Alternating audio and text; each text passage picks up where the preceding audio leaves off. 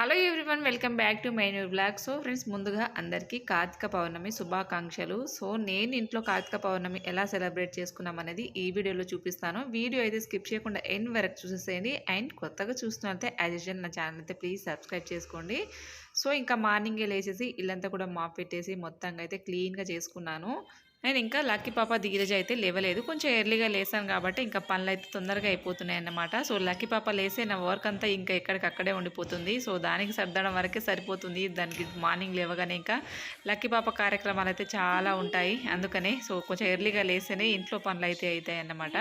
And నేనైతే ఇక్కడ పూజ రూమ్కి అయితే గడపకిలా పసుపు బొట్టు పెట్టుకుంటున్నాను. సో ముందు రోజు పూజ చేసుకునే పూజ అన్నీ పువ్వులన్నీ ఉంటాయి కదా, సో అవన్నీ కూడా క్లీన్ చేసుకున్నాను. అలాగే పూజకు కావాల్సిన సామాన్లన్నీ కూడా అన్నీ క్లీన్గా పెట్టేసుకున్నాను. సో ఈ విధంగా తొందరగా క్లీన్ చేసుకుంటే ఇంకా నా పనులన్నీ తొందరగా అయిపోతాయి. ఎందుకంటే చెప్పాను కదా, లక్కీ పాప ఈ మధ్య కొంచెం అయితే బిహేవియర్లో చేంజ్ వచ్చిందన్నమాట. సో రేపటి వీడియోలో షేర్ చేశాను లక్కీ పాప బిహేవియర్లో వచ్చిన చేంజ్ ఏంటిదని చెప్పేసి.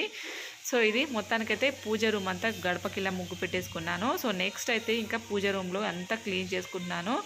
అండ్ ఒక్కదాన్నే ఇవన్నీ పనులు చేసుకోవాలంటే చాలా ఇబ్బంది అయిపోతుంది. ఇంటి పని, వంట పని, బయట పని అన్నీ చేసుకున్నట్టయితే. ఎందుకంటే ఈ మధ్య కొంచెం మా వారు కూడా ఏం హెల్ప్ చేయట్లేదు. సో ఎందుకంటే కొంచెం తను కూడా ప్రచారంలో కొంచెం బిజీ అయిపోయిందన్నమాట. అది అందులోనే ధీరజ్ బాబు కూడా హాలిడే. సో ఇంకా కొంచెం పని ఎక్కువనే అవుతుంది, కానీ పని అయితే అసలు తగ్గదు. సో ఇది నా పూజ రొటీన్ అయితే డైలీ ఇలాగే ఉంటుంది. సో ఇంకా ఫెస్టివల్స్ ఉన్నప్పుడు ఇంకొంచెం పని అయితే ఎక్కువగా అవుతుంది. బట్ ఇంకా తప్పదు. పూజ, ఇంకా ఫెస్టివల్స్, హాలిడేస్ ఇవన్నీ ఉన్నప్పుడైతే ఇంకా ఇంట్లో ఆడవాళ్ళకైతే పని డబుల్ అవుతుంది, కానీ అసలు తగ్గదన్ను. సో నాకే కాదు, ఎవరికైనా ఇంట్లో లేడీస్కి ఇదే బాధ అన్నమాట.